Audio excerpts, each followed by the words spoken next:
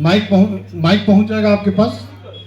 Problems होते हैं वो सारे मैंने झेला है। 12 साल में मैं खुद को सिर्फ जीवित रखा हूँ, स्वस्थ रखा हूँ, कोशिश किया हूँ कि मैं स्वस्थ रहूं और मैं अपनी चीजों को सरवाइव कराऊं। तो ये शराबबंदी जो है इस तरीके से, अब मेरे यहाँ जो 50 लोग कार्य कर सकते थे मात्र 5-7 लोग कार्य करते हैं। और बाकी अभी एक और समस्या है उद्योग में कि आप देखेंगे यहाँ से जो 20-25 साल के लोग हैं शराब पीने के लिए बाहर चले जाते हैं। सोचिए, हमें जो मेरा काम है उसमें मजदूर नहीं मिलता है।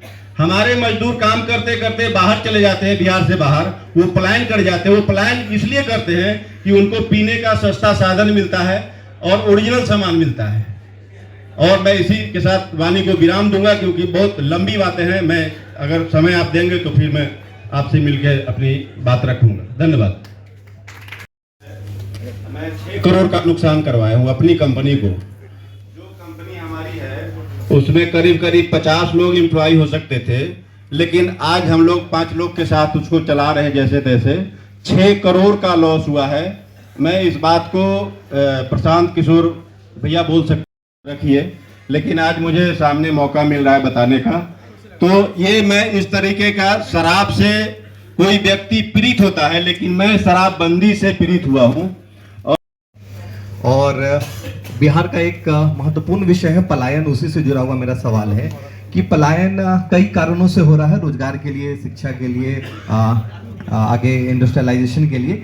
लेकिन पलायन के साथ जो महत्वपूर्ण विषय है, जो सुरक्षा है, बिहारी जो बाहर चाहे वो पढ़ाई कर रहा है चाहे वो काम कर रहा है, उनकी सुरक्षा के लिए बहुत कम बात होता है बिहार में। और जन सुराज क्या स्ट्रक्चरल फॉर्मेट बनाई है उस पर। और दूसरा ये है कि कोई भी नेता अगर इस पे थोड़ा बहुत बात कर भी रहा है बिहार में, तो वो सिर्फ बिहारी सुरक्षा की बात बिहार में ही क्यों होती है। आप भी हाल में अभी साउथ गए थे, बहुत बड़े एक्टर प्रसिद्ध सूर्या के पास, और साउथ से भी हम लोग आए दिन बहुत कुछ सुनते रहते हैं कि बिहारी सुरक्षित नहीं है।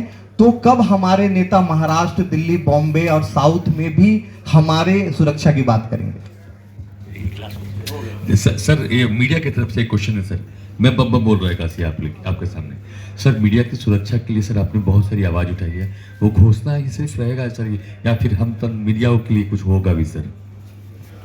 धन्यवाद। अब हम आप सबका यहाँ स्वागत है। आप समय निकाल कर आए हैं उसके लिए आपका शुक्रिया अदा कर रहे हैं। शहर की जो दुर्दशा है, जाम की स्थिति है, मुझे लगता है कि ये 7:15 बजे 7:30 बजे शुरू होनी थी, अभी 8:30 या 9 बज रहा होगा, 9:30 हो गया। तो यहाँ से जब सभा खत्म होगी, खाना खा के घर पहुँचते पहुँचते कई लोग फ़ोन करके कह भी दिए होंगे कि आज बहुत देरी होगा, 11 साढ़े 11 बजेगा। 11 बजे भी जाम खत्म नहीं होगा। बड़े बड़े शहरों में शाम में एक हाई ट्रैफिक टाइम होता है कि 6 बजे से लेके 8 बजे तक बहुत भीड़ रहेगी। बिहार में जो दुर्दशा है, यहाँ पूरी रात ऐसे ही जाम लगा हुआ है। यहाँ पर अभी आप लोग कह रहे हैं कि शिक्षा कैसे सुधरेगी, शराबबंदी पर बहुत लोगों ने बात की। मेरे भाई, यहाँ कुछ नहीं सुधरने वाला है क्योंकि आप नहीं सुधरने वाले, आप नहीं सुधरने वाले। कितना बढ़िया बढ़िया आप लोग बात बोल रहे हैं। बिहार में भैया शिक्षा होना चाहिए, रोजगार होना चाहिए, सुरक्षा होना चाहिए, भ्रष्टाचार खत्म होना चाहिए। कोई एक क्षेत्र जिसने एक ही नेता को लगातार 7 बार 8 बार जिताया है, उसमें आप हाजीपुर के लोग Guinness book of world record में हैं।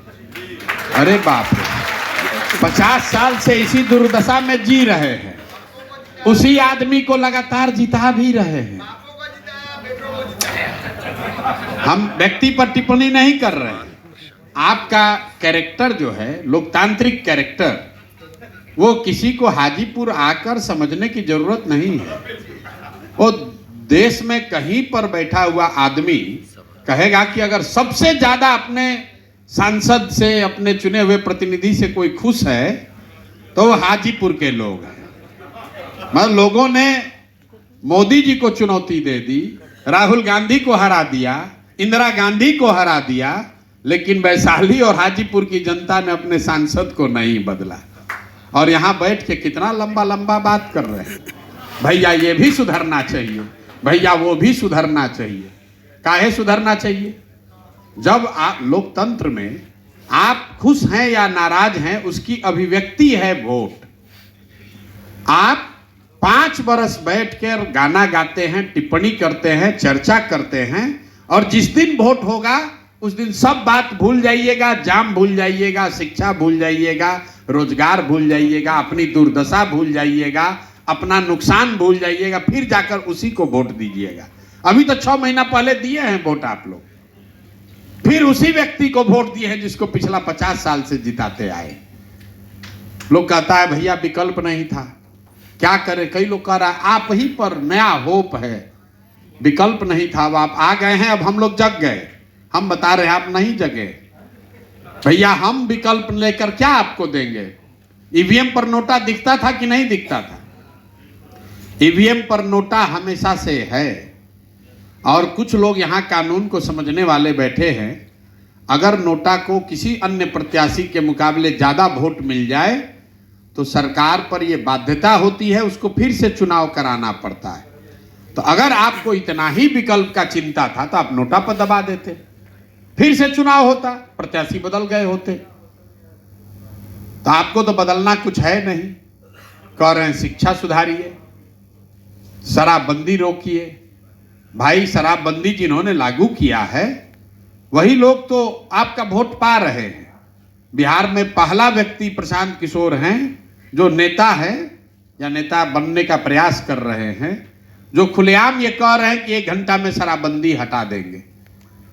और इसके लिए बहुत हम लॉजिक भी देते हैं कि भाई ये पॉलिसी क्यों एविडेंस बेस्ड नहीं है, क्यों ये गांधी के बाद से अलग है, कितना सरकारी खर्च नुकसान हो रहा है, वो सब बात छोड़ दीजिए। आप लोग ये नहीं पूछते हैं, यहाँ पत्रकार लोग भी हैं, कि भाई अगर शराबबंदी इतनी अच्छी है तो ये बढ़िया मिठाई खाली बिहार के लिए क्यों रखा गया है? मोदी जी पूरा देश में काहे नहीं लागू कर देते हैं इसी को? कहता है भाजपा वाला इससे महिला इंपावरमेंट हो रहा है, महिलाओं का सशक्तिकरण हो रहा है। तो भाई खाली बिहार के महिला का सशक्तिकरण काहे हो रहा है?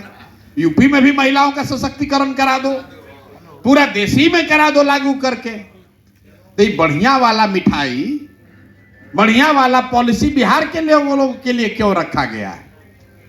क्योंकि किसी को बिहार की चिंता नहीं है, क्योंकि किसी को बिहार की चिंता नहीं है। शराबबंदी लागू है नहीं, और अगर लागू होती भी तो भी मैं आपको बता दूं इसका कोई प्रभाव नहीं होता।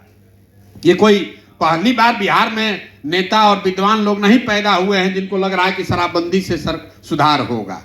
पिछले 200-250 साल में अमेरिका से लेकर अभी बिहार तक हजारों जगह पर इसका एक्सपेरिमेंट हो चुका। लोगों ने, राष्ट्रों ने, राज्यों ने, समाज ने शराबबंदी लागू करने का प्रयास किया, और एविडेंस बताता है कि इसका कोई लाभ नहीं है। क्योंकि पहली बात कि आप इसको लागू कर ही नहीं सकते। तो जब दुनिया में सब आदमी बेवकूफ है, मान लीजिए कि बिहार में तो पुलिस भ्रष्ट है, अमेरिका में काहे नहीं लागू कर दे रहे? उन लोगों के पास तो 20,000 करोड़ का कमी नहीं है। अगर इसी से विकास होता तो अमेरिका में भी शराबबंदी लागू हो जाता, तमिलनाडु में भी हो जाता। शराबबंदी से कोई सीधा सरोकार विकास का नहीं है, और इससे खाली नुकसान ही नुकसान है। 15-20 हजार करोड़ रुपया हर साल यहां से आपका हमारा नुकसान हो रहा है। पैसा जा कहां रहा है? ये पैसा जा रहा है अफसरों के पास, भ्रष्ट नेताओं के पास, सरकार शराब माफिया के पास। लोग कहता है कि गांधी जी कहे, यहाँ के नेता हैं तेजस्वी यादव, उन्होंने कहा कि प्रशांत किशोर गांधी का फोटो लगाए हैं और शराबबंदी हटाने का बात कर रहे हैं। तो हमने खुले मन से चुनौती दी है कि गांधी पर 5 लाइन का निबंध जैसे बच्चा सब लिखता है, 5 लाइन खड़ा होकर तुम बोल दो, तब हम बात करेंगे तुमसे। भाई गांधी ने जीवन में कभी भी शराबबंदी को कानून के जरिए लागू करने की बात नहीं कही है। गांधी को जाकर पढ़ लीजिए, और मैं खुली चुनौती दे रहा हूं, गांधी ने कभी भी इस बात को नहीं कहा कि शराबबंदी लागू करने के लिए बिहार के गांव-गांव में सूखा नशा फैल रहा है, और समाज को, हमको, आपको अभी अंदाजा नहीं है कि लंबे समय में कितना बड़ा नुकसान बिहार के लोगों का इस शराबबंदी के वजह से हुआ है। क्योंकि एक बार अगर बच्चों को नशे की लत लग गई तो वो प्रशांत किशोर बने या कि कोई दूसरा बने, अब वो सुधरने वाला नहीं है। जो क्राइम रेट बढ़ता जा रहा है वो क्यों बढ़ रहा है? अगर लड़के को सूखा नशा का आदत लग गया है तो किसी ना किसी को मारेगा ही मारेगा, पैसा नहीं रहेगा तो लूटपाट करेगा ही करेगा। तो शराबबंदी से बहुत लंबा नुकसान बिहार को हुआ है और आने वाले कई वर्षों तक समाज इसका खामियाजा भरेगा। इसलिए नहीं कि नीतीश कुमार ने लागू किया है, इसलिए कि जिस नीतीश कुमार ने लागू किया है उसको हमने आपने मिलकर बार बार जिताकर वहां कुर्सी पर बैठाया है। तो जो गलती जो बोइएगा वो काटिएगा, जो बोइएगा वही काटिएगा, दूसरा कोई उपाय नहीं।